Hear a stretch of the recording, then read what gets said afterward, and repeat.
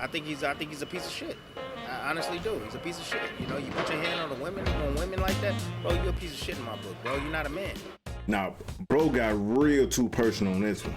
Here for Fight Hub TV, powered by Stagefront VIP. I'm here with Tim Bradley. Tim, congratulations again on the Hall of Fame. A lot has happened since I last saw you. Yeah. I was just wondering what you thought about Tank's performance against Hector Garcia. What I expected, you know, pretty much a walk in the park. He dominated, you know, for me. Hector's a 130-pounder, man. You know, I didn't think anything different of it. I mean, the fact that he's facing another southpaw interests me a bit, but I knew Tank was going to get the job done. You know, he didn't land that hard kill shot to end the night in dramatic He did. fashion, but, you know, he still landed. The boy said I couldn't see. Tim, what? He still landed what This sounds like some hater talk. he needed to land to get the knockout win. But, you know, I think that you know, Heyman and Mayweather Promotions, they've done a great job with him, building him. Great job building the brand.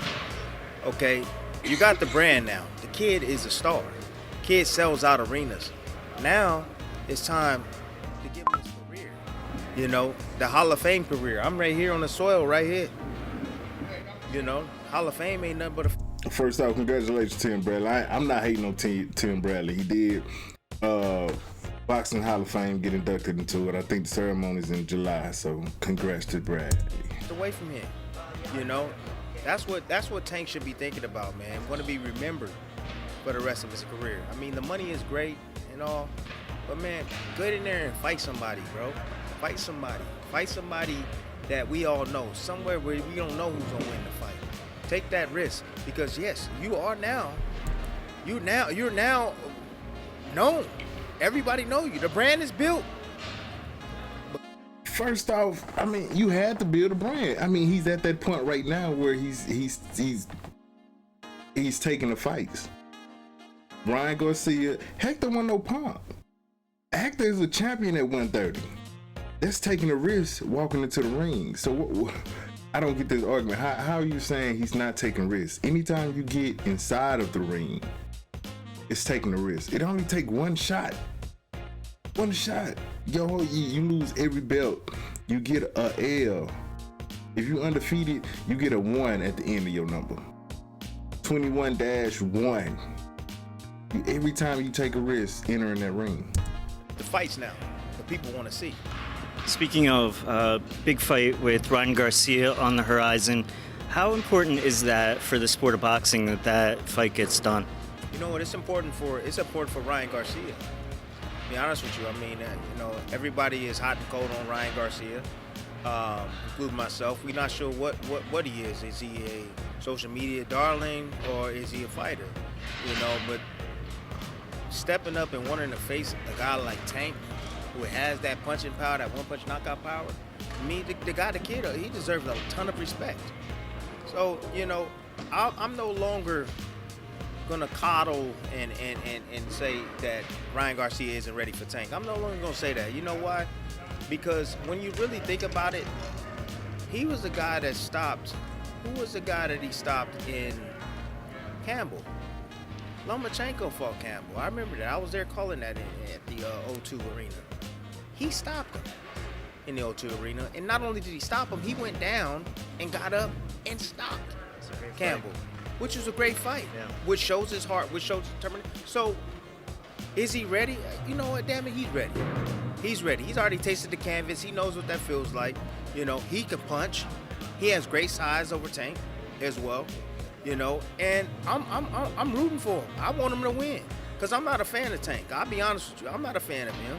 I'm not. It's finna get personal. A fan of what he does. He operates outside the ring, you know, and I want Ryan Garcia to knock his ass out, knock him out, sit him on his pants, give him a rude awakening. So I can hope, but I don't know if that's gonna happen. Stylistically, there's some problems that I see that could serve Ryan Garcia up, and if he can fix these problems moving forward in this fight, then he has a damn chance, a damn good chance, a puncher's chance And with his speed, his quickness, and his youth, he got a chance, no doubt about it.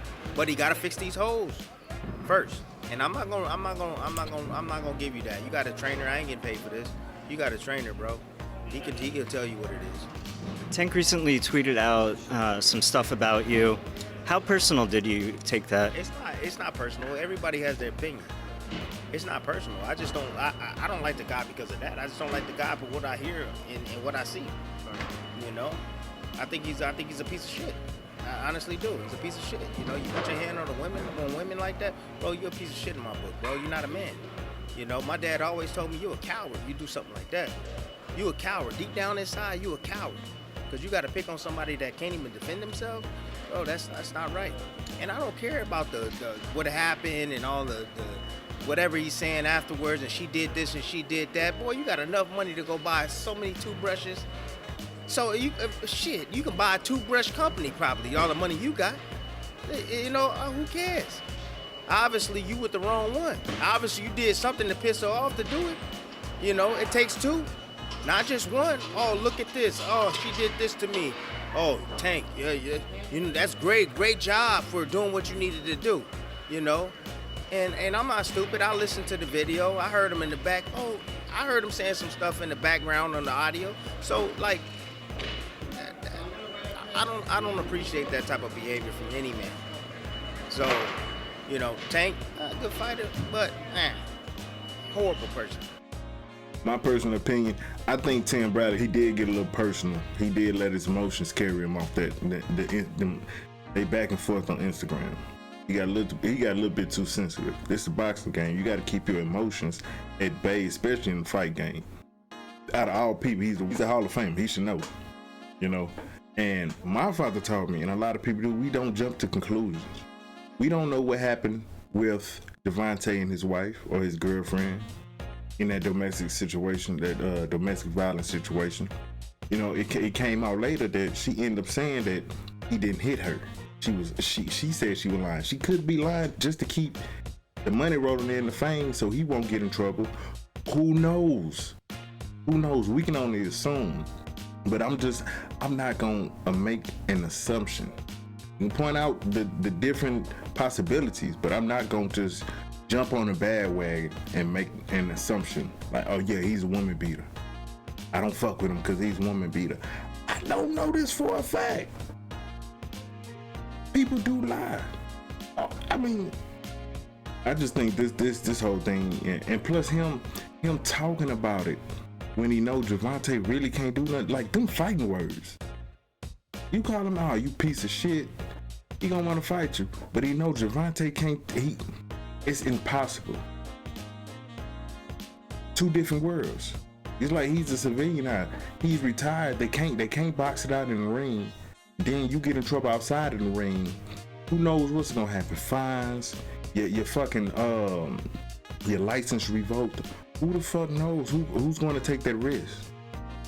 This like bringing ghetto-ness and messy shit back into boxing. I'm saying it, like the fight with Meek Mill when they was finna get up, they ended up stopping the whole fight off some ghetto shit. I don't know.